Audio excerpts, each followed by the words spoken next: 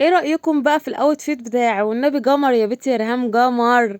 صباحكم ورد وهنا وياسمين، صباحكم رضا وسعادة وراحة بال، صباحكم مصيف. النهاردة هاخدكم على البحر، خلاص خلاص يعني طلعنا من الشقة والروتينات وخدتكم على البحر خلاص. يلا بينا بقى اول يوم مصيف ونقول ايه. يا صباح الورد والفل والياسمين على اجمل منك في الدنيا. انا ريهام احمد ودي قناتي. لو لسه بتشوفي قناتي يا قلب اختك ما تنسيش تشتركي في القناه لو لسه ما اشتركتيش، وفعلي زر الجرس على اشعارات الكل علشان كل ما انزل فيديو جديد بوست جديد لايف جديد يوصلك اشعار بيه تدخلي تنوريني باحلى لايك من احلى اخوات في الدنيا. هستنى لايكاتكم وتعليقاتكم وتشجيعكم ليا على الفيديو ده. النهارده اول يوم لينا في البحر، حبيت ان انا كده اوثق كل لحظه معاكم.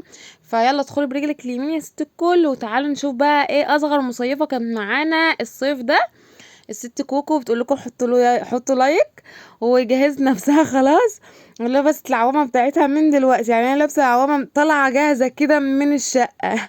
يلا بينا بقى نشوف احنا هنعمل ايه النهارده. ودي ريماز بقى لبست البورنيطه او الطاقية ولبست المايو، واحمد لبس المايو خلاص، وكوكو مجهزه نفسها بالعوامه، وده المايو بتاع ريماز كانت بتوريهولكم. المايو ده كان عندها من السنه اللي فاتت، انا مشتريتش مايوهات جديده فقلت ايه السنه دي بقى المايوهات على قدهم، فقلت اقضي بيها لان السنه الجايه هضطر ان انا اجيب لهم مايوهات. ما علينا. فلبست لهم مايوهات وجهزنا نفسنا بقى ويلا سريع سريع. المفروض ان كان اول نزول لينا البحر اليوم اللي احنا وصلنا فيه، فالولاد يعني ما سكتوش غير واحنا نازلين البحر، وكان اجمل ميعاد ننزل فيه. نزلنا حوالي الساعة 7، كله جهز نفسه. زوز اخد شنطته، طبعا ده كان من مصيفين برضو معانا في الشقة. ركبنا بقى الاسانسير وجهزنا نفسنا كلنا، وكده كنا بناخد سيلفي الاسانسير، لازم كده لازم كل سنة ناخد سيلفي الاسانسير. هننزل بقى واوريكم احنا رحنا شط ايه وكانت الدنيا عاملة ازاي. الدنيا كانت زحمة جدا جدا جدا، بس انا من الناس اللي بحب الزحمة، انا بحب ان انا ابقى موجودة في الزحمة كده، يبقى ناس كتير حواليا ببقى مطمنة مش عارفة ليه. نزلنا بقى واتجهنا للبحر، واول حاجة بنعملها ان احنا بنختار بيبقى شاطئ قريب مننا. المفروض ان احنا كنا واخدين الشقة في ميامي، بتبقى ميامي دي تبع خالد بن الوليد، طبعا اكيد كلكم عارفين. شارع خالد بن الوليد ده بيبقى شارع كبير كده مليان حاجات تقدري انك تسوقي منها وتشتري منها هدوم وكل حاجة حلوة. فالمنطقة كانت حية اساسا، فاحنا بنعدي من النفق، هصوره لكم برضو هتلاقوه في الفيديو. عدينا من النفق وطلعنا بقى الشواطئ دي 3 بوابات كده. شاطئ فريسكا، عاوزه اقول لكم ان من اجمل مصيف روحته اسكندرية. الشاطئ حلو قوي قوي قوي قوي فوق ما تتخيلوا. الولاد طول النهار ما خفناش عليهم لا موجة ولا اي حاجة. هنا بقى بقول لكم المية تحفة. من انبهاري اساسا من شكل الشط، انا اول مره ننزله يعني، اول مره ننزل المكان ده، لان احنا دايما كنا بناخد في المنظره، منظره بحري منظره قبلي. عامه كنا كل سنه ناخد في المنظره دي، اول سنه نجرب ان احنا ناخد في خالد بن الوليد وطلعت تحفه جدا. هنا بقى كان يعني ايه، تحسوا ان هو في غزو على اسكندرية يوميها، لان احنا كنا واصلين يوم الجمعة، ويوم الجمعة ده بيبقى من اكتر الايام اسكندرية زحمة فيه. هما كلهم كانوا بيقولوا لي استني لما نشوف شط فاضي عشان نعرف ننزل الولاد، وانا اقول لهم لا انا مصممة ان انا انزل في الزحمة. طب استني يا بنتي يهديكي يرضيكي نشوف بوابة ان احنا نقدر ندخل، قلت لهم لا انا عاوزة الشط ده. الشط ده زي ما انتوا شايفين كده عبارة عن شمسيات وناس قاعدة، والشط مليان، البحر مليان لكن ما فيهوش موجة، والمراكب ورانا يعني فيو روعة. البحر روعة، ما فيش اي حاجة ان احنا نقلق على الولاد منها، هما كانوا قلقانين بس ان الولاد والزحمة وكده، فقلنا لهم ده احنا نخلي بالنا منهم وخلاص. فزياد بيقول لكم حطوا اللايك لو لسه ما حطيتوهوش. هنا بقى سيبكم من ضحكتي خالص وشارعي ايه وبقي اللي عامل زي الشارع ده طول الفيديو، لان انا كنت فرحانة جدا الصراحة يعني. المصيف ده غير اي مصيف انا طلعته، مش عارفة ليه، هو كان تحس ان هو مصيف بشوش كده على قلبي. فتحس ان انا طول المصيف بضحك، طول المصيف من اوله لاخره بضحك. المصيف كان حلو قوي قوي قوي، يعني اليومين عدوا هوا كده، تحسوا ان انا عاوزه اروح اسكندريه تاني. ما حدش يتبناني من اسكندريه يا جماعه، يكون حد بيتفرج عليا دلوقتي ويتبناني. بصوا انا بقول لهم اهو، المكان اللي هو في اول بوابه، تحسوا ان الناس واقفه والميه ايه يعني ايه، على تحت رقبتهم. لكن البوابه اللي بعديها ناس واقفة براحتها كده وجوه المية، والمية لسه يعني ما حصلتش ان هو لو على وسطهم حتى. اهو ده شاطئ فريسكا المميز، من اجمل الشواطئ. هو بيبقى زحمة بس عامة، لان الاربع ايام او الثلاث ايام اللي احنا نزلنا فيهم كان زحمة. هو ما فضاش يعني صبح ليل زي ما انتوا شايفين كده. لكن حلاوته انك مثلا ايه، بتبقى قاعده نازله البحر وشايفه عيلك قدامك، مفيش لا موجه مغطيه العيل انك تخافي عليه وكده. شايفين الميه عامله ازاي؟ الناس امم بقول لكم كان في غزو يوميها على اسكندريه. المفروض ان كان كل يوم جمعة كده، لان انا بشوف تعليقات كتير وبشوف منشورات كتير على الفيس ان كل يوم جمعة اسكندرية فيها كده. فاسكندريه من اجمل المناطق اللي انا روحتها. هو الصراحه انا ما روحتش غير اسكندريه، ورحت مره العين السخنه او مرتين. فانا حبيت اسكندريه. اسكندريه فسح يا جماعه، اسكندريه تقدري كده تروحي فيها كذا مكان.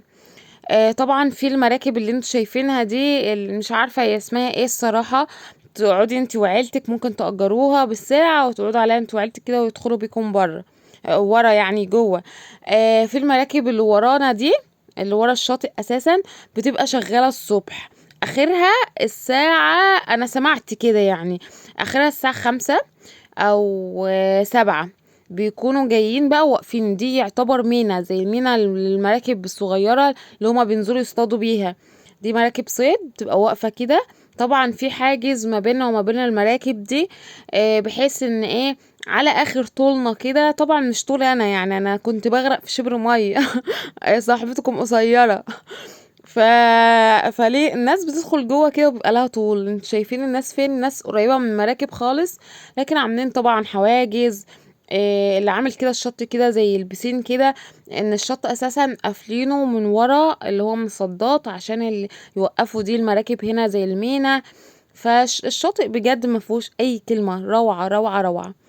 طبعا كنا خلاص يعني الجو خلاص بقى، اللي هو المغرب كده، يعني الشمس ضاعت وكده. فحبيت ان انا انزل. انا ما نزلتش في الشمس خالص، او عامه الاربع ايام اللي احنا نزلنا فيهم ميه ما نزلناش في الشمس خالص. كنا بننزل بعد الساعة 6 عبال ما ننزل المية وكده، فيها للساعة 7 الولاد ينزلوا شوية وانا انزل ايه، تكون الشمس ضاعت خالص. هنا ريماس بقى بتوريكم قدراتها. وطبعا محمود بقى جاب لنا التليفون كده وصورنا بقى تحت، بقوله صورني وانا في المية كده، علشان صحابي يشوفوني ان انا زيف وان انا في المية. بصوا بقى الناس قد ايه، يعني كل ما تروحوا في مكان بتحسوا ان هو فاضي حواليكم، لكن تشوفوه من بعيد بتحسوا ان هو زحمة جدا. هنا بقى زي ما انتوا شايفين كده، كنا واقفين وبنتحرك عادي، لا في موجة مزهقانة ولا حاجة. وريماس هتوريكم قدراتها، يعني شوية السباحة اللي اتعلمتهم بجد فرقوا معاها جدا هي ومودي. فما كنتش قلقانة عليهم خالص. وهنا نايمة على ظهرها، طبعا اللايف جاكيت مساعدها على كده، لكن هما خلاص يعني بقوا ممتازين في السباحة بمعنى أصح. هوريكم بأمر الله، هصور لكم كده يوم كده وهما رايحين التمرين ازاي بيتمرنوا، الكابتن اللي معاهم وكده. ده ساعتهم ان انا خلاص يعني بقى عندهم جرأة ان هما ينزلوا المية. كل بس اللي كان عاملهم في المية ان المية بتدخل في مناخيرهم بتحرقهم، غير كده لا. دي ميودة القمر، مي العسولة. بتقول لكم حطوا لايك وتشاور لكم. فحطوا اللايك بقى، انا بفكركم كل شويه عشان ما تنسوش. شايفين الميه فين؟ احمد بقى هيوريكم ان هو سايب ايده خالص، ملوش دعوه باي حد. وبالنسبه لاولادي، السنه دي في فرق ما بين اي سنه. كانوا بيسيبونا اساسا وبيدخلوا جوه. هو المفروض ان مفيش غريق في الشط ده، لكن كانوا بيسيبونا عندهم جرأة ان هما يبعدوا عن الناس اساسا ويدخلوا لجوه، اللي هو عند العلامات اللي بتبقى محطوطة. فدي في حد ذاتها ان هما يبقى عندهم جرأة لكده، فحلوة جدا جدا. فعلموا ولادكم السباحة بجد هيفرق معاهم جدا. هنا مودي كان بيوريكم بقى ان هو سايب ايده خالص وكان فرحان جدا. طبعا اللايف جاكيت مساعده على كده ورفعه، لكن هو خلاص يعني بقت حاجة عادية عنده ان هو يعني ينطلق كده في قلب المية. كل واحد بقى بيوريكم قدراته وهو بيعمل ايه. كان يوم لذوذ جدا جدا جدا بجد، ما كناش عاوزين نطلع من المية. كله كان فرحان، كله كان بيعوم. البحر كله بجد كان يوم روعة. الناس كلها كده على طبيعتها، نازلة بطبيعتها كده. لا تقولوا لي الساحل، احنا مش وش الساحل خالص. ده الساحل بتاعنا، ساحل الغلابة. مش هنقول الساحل الشرير، احنا في ساحل الغلابة دلوقتي. بصوا ريماس، شايفين؟ اللهم بارك، كانوا حلوين قوي قوي في المصيف ده. ساعدوني ان انا ابقى مطمنه عليهم، اساسا كنت مطمنه عليهم خالص. كده كان الوقت ليل وحوالي الساعه دلوقتي 11. فطلعنا بقى من الميه لان تعبنا. الولاد ما كانوش راضيين يطلعوا خالص لحد دلوقتي، وهتشوفوني وانا بتحايل عليهم علشان يطلعوا، هما مش راضيين برضو. طبعا بقى في شواطئ تانية وتقدروا تنزلوا اي شاطئ تاني. هقول لكم سعر الشاطئ كام قبل ما اقفل. سعر الشاطئ كان 15 جنيه على البوابة برا. في شواطئ اقل من كده وفي شواطئ ازيد من كده. تبع طبعا الشاطئ، في شواطئ واصلة 75 جنيه وفي شواطئ 125 جنيه. طبعا ايه بيختلف بقى للمكان، يعني المنتزه، المعمورة، كل شاطئ بيختلف ايه سعره من التاني، من الشاطئ للتاني. هنا الولاد بقى ما كانوش راضيين يطلعوا خالص ومستمتعين، يعني كانوا طالعين يوميها من المية الساعة 11:30، كنا بنطلعهم بالعافية كده. لان هما يعني ايه ناويين ما يضيعوش اي وقت. شايفين ريماس وقعت بالكرسي؟ اي وقت في الايام. يعني احنا جينا من السفر، غيرنا، حطينا شنطنا ونزلنا زي ما انتم شايفين كده في الفيديو. ولسه هيكمل لكم الفيديو تاني. عملنا حاجات كتير اول يوم سفر وكان ارهاق اساسا علينا. وهنا حبيت ان انا اصور لكم كده الدخله بتاعه النفق اللي احنا بنعدي من عليه من جواه يعني. ده نفق خالد بن الوليد. آه انا مش عارفه انتوا رحتوا المنطقه دي ولا لا، بس انا كريهام بقول لكم روحوها، جربوا انكم تروحوها وتاخدوا شقه لو هتقعدوا يوم واحد. بجد فرق شاسع عن بقيه اسكندريه، حلوه قوي قوي وحيه كده، وتحسوا ان انتم الناس حواليكم كده، تحسوا ان انتوا في عزوه، مش عارفه ليه. طبعا انا مصور لكم في النفق اللي بيتباع في النفق حاجات كتير جدا جدا جدا.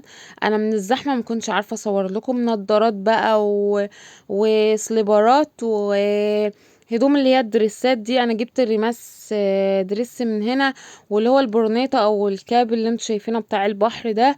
حاجات كتير جدا جدا جدا فوق ما تتخيلوا، يعني حاجات بسم الله ما شاء الله لا تعد ولا تحصى. شراط بحر ولبس بحر وعوامات وكل حاجه هتلاقوها هناك. يعني اللي مش متوفر عند ولادك هتيجي تشتريه من هنا من النفق او من شارع خالد بن الوليد. جربوا التجربة دي، بجد هتستمتعوا جدا جدا جدا. هنا كنت بصور لكم بقى الدخلة بتاعته او واحنا طالعين. يعني احنا بندخل منه واحنا رايحين للبحر، وبنخرج منه واحنا رايحين للشقة. هو بس الدخلة بتاعته دي ونطلع للشقة على طول. موقعها كان مميز وكانت ايام حلوة قوي قوي قوي. تابعوني في الفيديوهات اللي جايه عشان انا مصوره لكم حاجات كتير هتستمتعوا بيها. اهم حاجه لو لسه ما حطيتيش اللايك حطيه، ولو لسه مشتركتيش في القناه يلا اشتركي بسرعه. مستنيه ايه؟ حطي اللايك واشتركي في القناه واستنوني في فيديو جديد. دمتم في رعايه الله.